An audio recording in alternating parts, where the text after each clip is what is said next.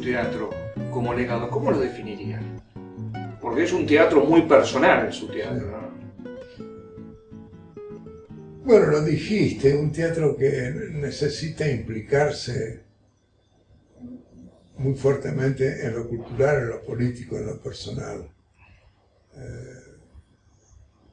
No puedo negar que tengo influencias por ahí inglesas, Harold Pinter, por ejemplo, pero en realidad pienso que mi teatro es singular. Guste o no guste, es singular en la medida que alude a un compromiso. Y eso se ve en el escenario. Nunca pensé que me iban a premiar en Estados Unidos mi actividad teatral. Uno se sorprende por ahí de la magnitud de la proyección que adquirió lo que uno escribió cuando estaban mis hijos jugando y yo hacía garabato. Ahora la duda mía es si podré seguir, porque una cosa es querer y otra es poder seguir. Yo espero que sí. Yo creo que sí. Yo creo que sí. Bueno, Tato, muchas gracias en nombre de la Biblioteca del Congreso. Muchísimas gracias por este Gracias. momento. No, a usted, por favor.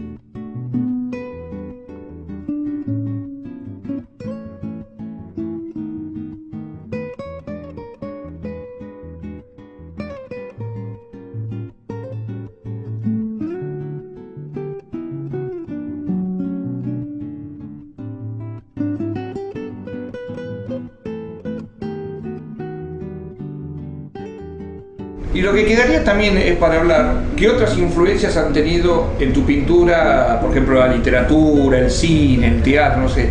¿En qué manera influencia sumas otras artes al tuyo, a la tuya? Mira, no, la lectura mucho, porque la poesía sobre todo es muy inspiradora, ¿no? A veces dispara imágenes. El idioma chino, ¿viste? Yo estudié bastante, y la caligrafía, la poesía china también me ¿Hay sirve, poetas en ¿no? especial que te gusten? Sí, bueno, poetas muchos italianos, me gusta mucho Montale, Quasimodo, Pasolini también como poeta me gusta mucho, pero bueno, Ezra Pound también. Toda la poesía, en general la poesía que tiene mucha carga visual, ¿no? ¿Y de los argentinos qué mencionarías? Y de los argentinos me gusta mucho Borges, la poesía de Borges me encanta. Borges me gusta, ¿no? Ya es otra figura, ¿no? De las que habría que hacer un armado, Borges meterlo dentro de esa cosa, ¿viste? De esas divisiones, ¿no? Tan estúpidas que hay. Que también sufre bastante de todo lo que venimos hablando. Claro, yo veo una gran complementariedad entre Borges y Marechal, ¿viste? Que a mí me interesa mucho. Marechal también, la poesía de Marechal me interesa mucho también. Así que sí, siempre el mundo literario y el cine ni hablar, ¿no? Desde El Ciudadano, por ejemplo, que es una cosa que yo siempre cito de alguna manera en los cuadros, incluso. Uso mucho a Einstein desde ya, y el mundo visual del cine es de lo más rico, ¿no? ¿Y la fotografía también? Y la fotografía también, no tanto como el cine me gusta más porque pues la fotografía quedas atrapado en una imagen, ¿viste? El cine lo que tiene esa cinética es lo que te da la ensoñación, ¿viste? Es la que vos no tenés, o sea, tenés un montón de imágenes y no tenés ninguna, y tenés el instante, ¿viste? Y entonces ahí vas donde vos podés jugar ahí como el que atrapa una mariposa, ¿viste? Con una red así, ¿no? Entonces agarrás algo, pero no es específicamente nada, ¿no? Entonces uno piensa en la escena de la escalera, ¿viste? De Kiev, ¿no? De Potenkin.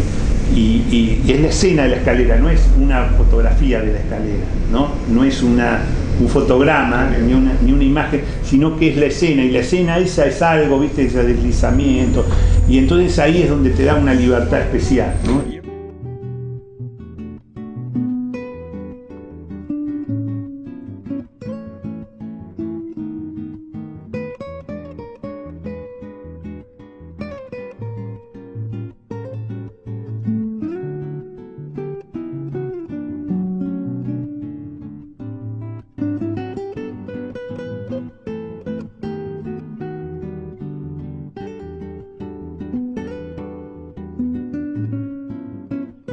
Duchamp ya está planteando un concepto del arte que es como él lo planteaba, concepto ampliado del arte.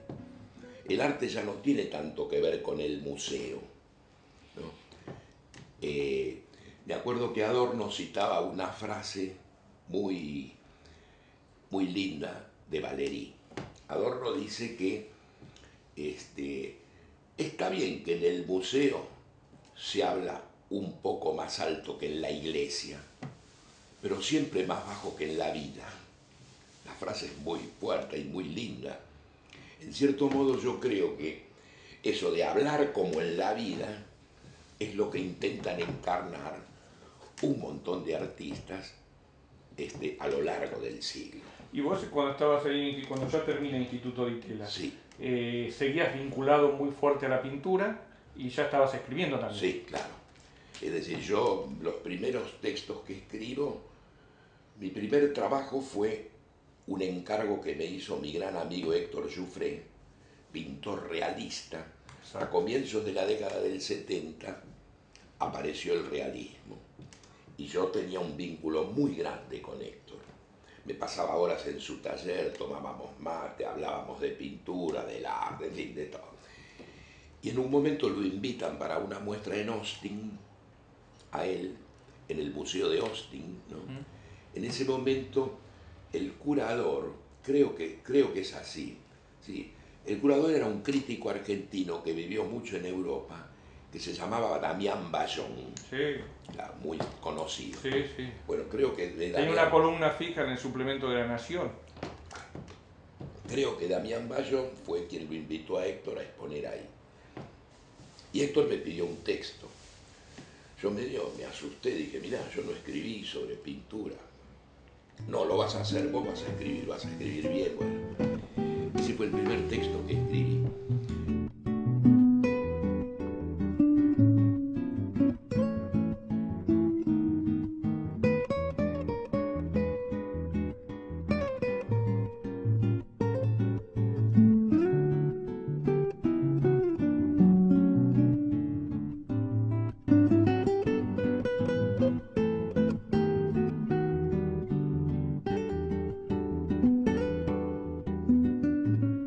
Eso me llevó a escribir, tratar de escribir relatos de aventuras. Y hacía algo bastante tonto, porque creía que la maestra estaba sumamente interesada en mis relatos.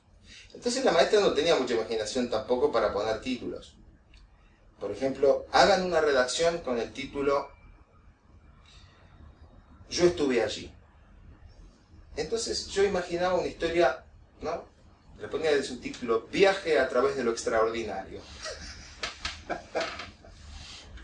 Y entonces hablaba de un hombre que viajaba en el tiempo, por ejemplo, a un desierto donde encontraba, buscaba huesos de mamut y después los encontraba vivos. Y yo tenía que desarrollar esa redacción en el cuaderno en una página y media, y no me alcanzaba. Entonces ponía, continuará. A la semana siguiente la maestra pedía otra redacción. Y decía, por ejemplo, ¡qué calor! Entonces yo no sé cómo hacía para poner esa frase en la misma historia del viaje a través de lo extraordinario, viaje a través de lo increíble, como si fuera otro capítulo de ese libro imaginario. Y yo me decía, la maestra debe estar esperando para saber cómo sigue. Así que seguramente le va a gustar encontrar otra vez las aventuras de este tipo, ¿no? Por ejemplo, el Dr. Ferguson. Así yo empecé a escribir.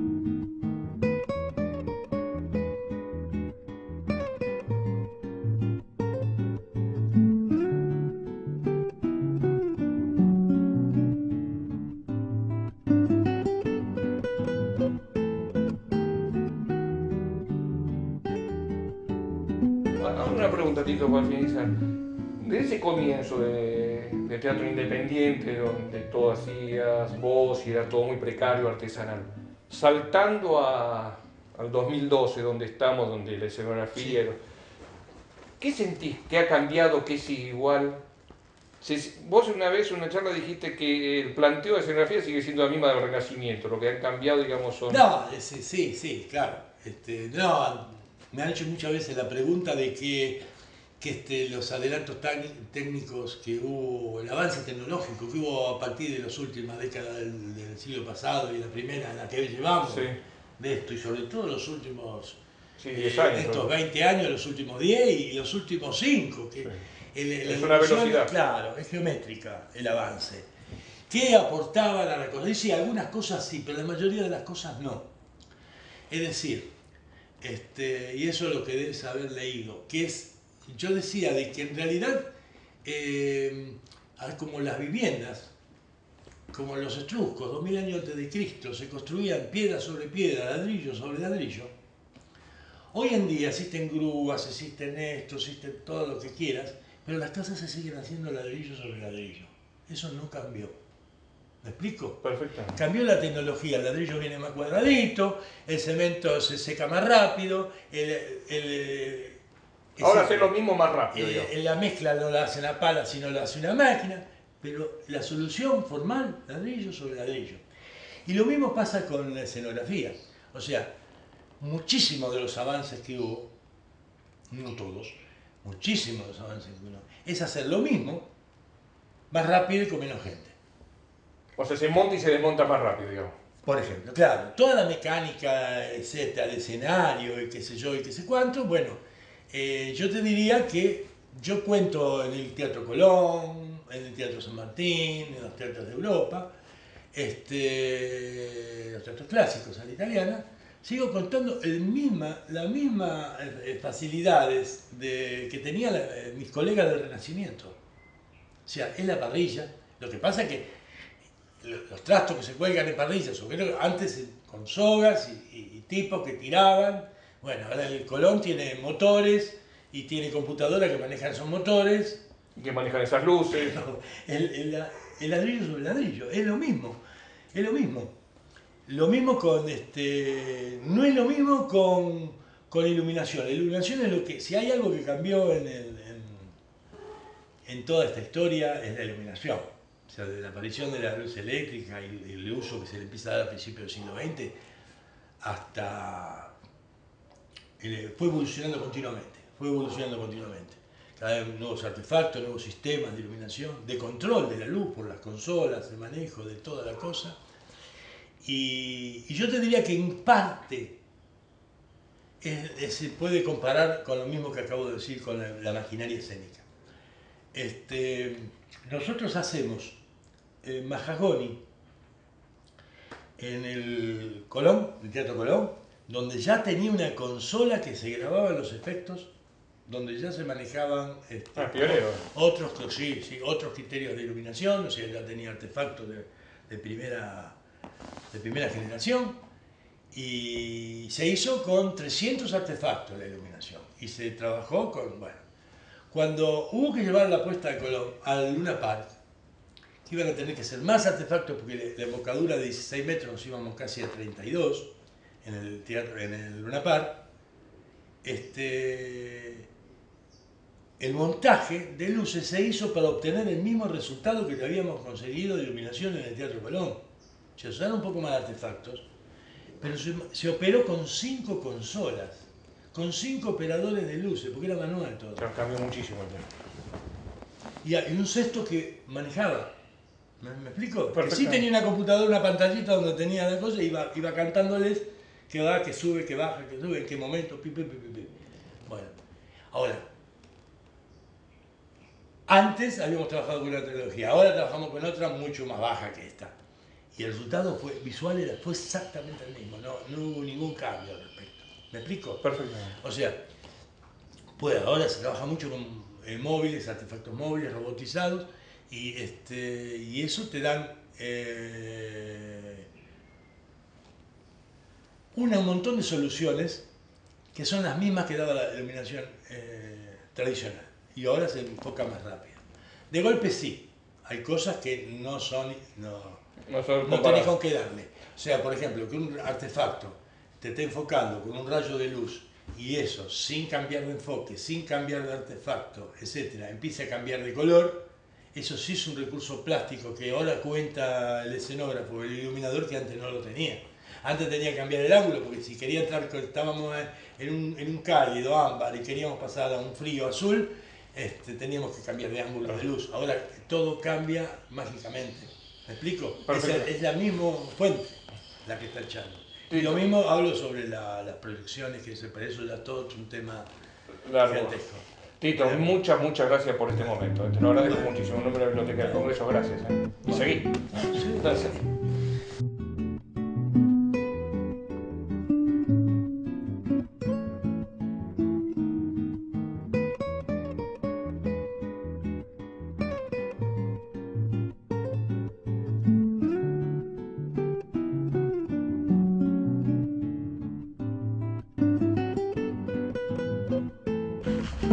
Bueno, Bruno Gelber, muchísimas gracias por este momento en nombre de la Biblioteca del Congreso. Pero al contrario, es un placer para mí. ¿Dónde nació? ¿En qué barrio ha nacido?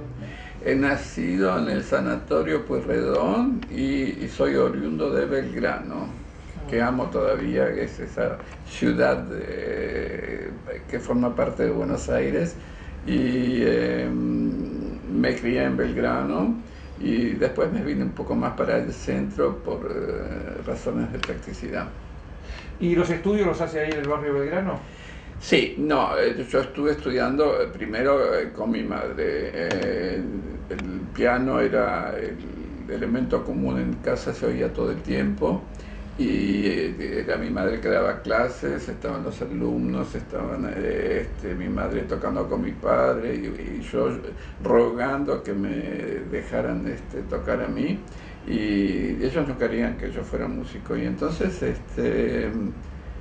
yo con el carácter que tengo me obstiné hasta que un día mi madre se apiadó y me dio lecciones a los 3 años y medio, así que yo empecé a estudiar en Belgrano y adoraba el piano, yo adoraba la música, soñaba con música, así que fue una cosa que yo recibí el don, y yo creo que ya entraba en el feto que era yo dentro del vientre de mi madre, así que... Es un tema genético, ¿eh?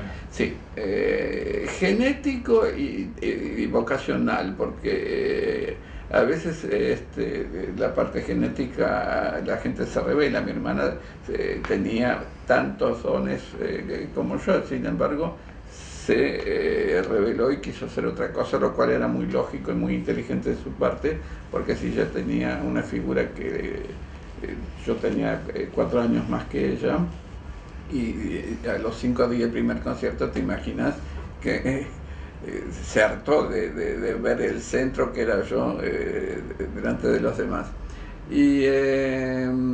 Pero yo tengo el recuerdo del barrio, me acuerdo, todavía podría dibujar cada casa, porque yo a los 6 tuve la polio, y entonces viví mucho detrás de mi ventana. Las ventanas tienen mucha importancia para mí, y recuerdo ese barrio, me acuerdo de cada uno de los vecinos, y fíjate que a los 8 le daba clase a una vecina, pero realmente de al lado de casa, que estudiaba con mamá, le preparaba las clases y le cobraba.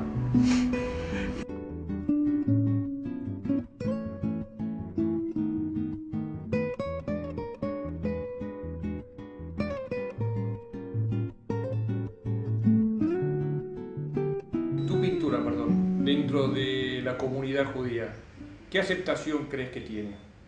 Porque vos has hecho muestras. Sí, hice esa muestra, y ahora el 21 de marzo voy a hacer una muestra en el Museo Judío de la calle Libertad. ¿Y qué influencia tiene para vos? ¿Qué mirada crees que tiene la comunidad sobre tu pintura? Yo creo que hubo muchas transformaciones dentro de la comunidad. Ahora es como, en general, como cuando Hannah Arendt habla de la banalidad del mal. Yo siento que si le sacas el mal y dejas solo banalidad, la gente no se banca nada profundo hoy en día, porque esto, digamos, lo que representa esto que yo te estoy diciendo es la red. Porque si vos pones una cosa pesada en una red, atraviesa la red y se cae al vacío. Entonces, el tema es que estamos viviendo en red. No estamos viviendo más en un mundo donde haya algo realmente profundo, porque cuando dicen es muy pesado, dicen en la computadora, no pasa por la web porque es muy pesado. Bueno, los pensamientos muy pesados tampoco pasan, no solo porque la computadora es como una metáfora de la sociedad que estamos viviendo. Entonces, ¿y vos crees que la comunidad por ahí... La comunidad les pasa lo mismo? Entonces, políticamente correctos ciertas cosas. Hay un chiste de esto, viste que la noche de Pascua judía se lee un librito que se llama Agadá, que tiene 16 páginas. Y entonces habla de la salida de Egipto, habla de esto. Y entonces hay un chiste de que se reúne la familia alrededor de la mesa y uno se levanta y dice: nos quisieron matar, no pudieron, a comer. Y las 16 páginas la barren debajo de la alfombra. O sea, eso es como una representación, una caricaturización de lo que está pasando. Entonces, la gente le cuesta algo, como Santana, no sé si te contó la anécdota cuando lo entrevistaste, que una vez un pintor amigo de él estaba muerto de hambre y llevó un cuadro a lo de una señora. Y la señora mira el cuadro y dice: ¿vos por qué querés colgar el mal humor de tu amigo en mi living? Es eso lo que está pasando, y eso está pasando en general.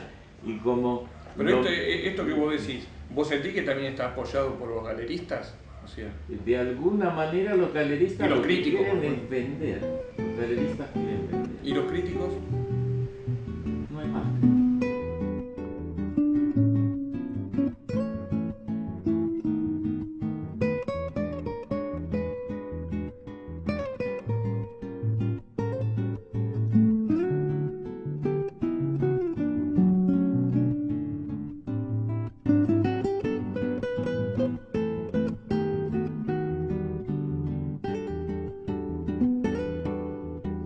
En mi caso, en Montevideo, en la enseñanza y desde el taller, unifico toda la influencia, toda, desde la historieta, de la cerámica, de los tapices, yo boté tapices en la pillera, etcétera, etcétera. Todo eso se fue consolidando y yo desde ahí para acá ya no me moví.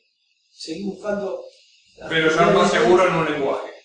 Yo me quedé ahí, yo trabajo... No te sentís seguro en ese lenguaje, como que era propio. Además, yo no tengo tiempo de abarcar más, no puedo dedicarme a hacer cine o documentales o otra disciplina, no tengo ni tiempo ni forma de hacerlo.